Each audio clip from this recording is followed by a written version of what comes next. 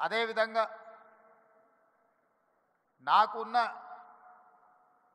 సంబంధాలు కానీ లేకపోతే నాకున్న సన్నిహిత సంబంధాల గురించి నేను పెద్దగా చెప్పాల్సిన అవసరం లేదు. ఎందుకంటే నేను ఎక్కడున్నా నన్ను ఎట్లా అభిమానిస్తారో మిత్రుడు ఎర్పతినేని శ్రీనివాసరావు గారు ఈ వేదిక మీద నుంచి మాట్లాడిన దాన్ని బట్టి నేను ఎక్కడున్నా ఏ వేదిక మీద ఉన్నా కమ్మ సామాజిక వర్గం నన్ను ఎంత అభిమానంతో చూసుకుంటుందో ఎర్పతినేని శ్రీనివాసరావు గారి మాటలు వింటే మిగతా అందరికీ అర్థమవుతుంది. అదేవిధంగా సత్యవాణి గారు ఒక మాట అన్నారు. వారు మాట్లాడుతుంటే అనర్గళంగా ఏ పేపర్ చూడకుండా వారి ఉపన్యాసం వినాలి అని అనిపిస్తుంది అని. అది ఎక్కడి నుంచో కాదు, ఎన్టీఆర్ లైబ్రరీలో నేర్చుకున్న చదివే ఈరోజు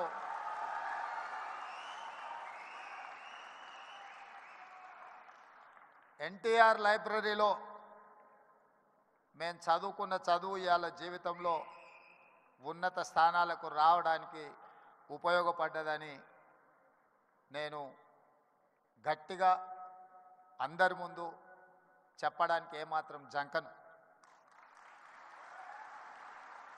మనం వచ్చిన నేపథ్యం, మన రాణించిన తీరు, మనకు అవకాశం ఇచ్చిన వాళ్ళను తక్కువ చేసి మాట్లాడవలసిన అవసరం లేదు, చిన్న చేసి చూడడము పద్ధతి కాదు. అదేవిధంగా కమ్యూనిటీకి సంబంధించిన గొప్ప వ్యక్తుల గురించి చరిత్ర గురించి మా మిత్రులు చాలామంది చెప్పారు. మిత్రుడు కుసుమ్ కుమార్ గారు ఎన్టీఆర్ కంటే ముందు 52 మంది కమ్మ సామాజిక వర్గం ఎమ్మెల్యేలు ఉండేవాళ్ళు అని అన్నారు. కానీ ఎన్టీఆర్ వచ్చిన తర్వాత ఎన్టీఆర్ ఒక బ్రాండ్ క్రియేట్ చేసింది. ఎన్టీఆర్ ఈజ్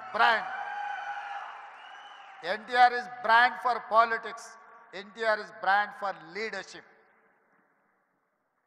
వారు ఇచ్చిన అవకాశాలతోని ఆ రాష్ట్రమైనా ఈ రాష్ట్రమైనా ఏ రాజకీయ పార్టీ అయినా ఈరోజు నాయకులు ఉన్నారు అని అంటే ఎన్టీఆర్ గారు ఆనాడు ఇచ్చిన అవకాశాలే. ఇవాళ ఇక్కడ ఆయనను అవమానించేటట్టు మాట్లాడిన వాళ్లకు అవకాశం ఇచ్చింది ఆయన్నే. ఇవాళ ఆయన గౌరవం ఉండాలి, ఆయన పేరును స్మరించుకోవాలని చెప్పేవాళ్ళు కూడా ఆయన ఇచ్చిన నాయకత్వంతో వచ్చిన వాళ్ళే. అది ఎన్టీఆర్ లోపము, ఎన్టీఆర్ తప్పు కాదు. ఎన్టీఆర్ అందరికీ అవకాశం ఇచ్చిండు. అవకాశం వచ్చిన వాళ్ళు ఒక్కొక్కరు ఒక్కొక్క రకంగా ఉండొచ్చు, అది వాళ్ళ యొక్క విజ్ఞత. అదేవిధంగా ఎన్జి రంగా, అదేవిధంగా వెంకయ్య నాయుడు, ఈనాడు చంద్రబాబు నాయుడు గారి గురించి నేను చెప్పాల్సిన అవసరం లేదు.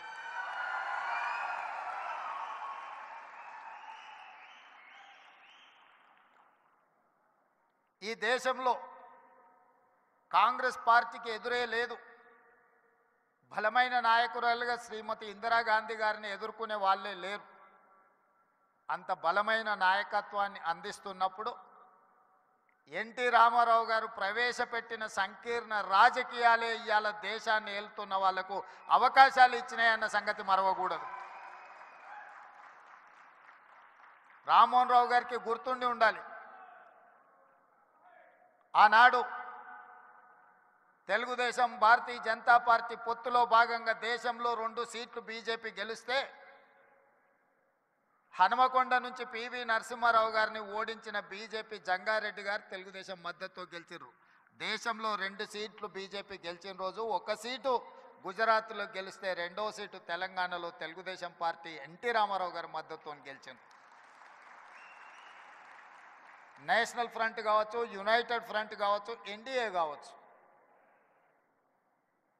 ఎప్పుడెప్పుడు అధికారంలోకి వచ్చినా అప్పుడప్పుడు ఎన్టీఆర్ ఆలోచన సంకీర్ణ రాజకీయాలే ఈరోజు వాళ్ళందరూ కూడా అధికారంలో ఉండడానికి అవకాశం వచ్చింది. అందుకే ఈరోజు మిత్రులారా, మీరు రాణించే విషయంలో వ్యవసాయం నుంచి డాక్టర్లుగా, లాయర్లుగా, ఐటీ నిపుణులుగా, అమరావతి నుంచి సిలికాన్ వ్యాలీ వరకు మీ కృషిని ఎవరు కాదనలేరు. ఇవాళ సత్యనాదెన్ల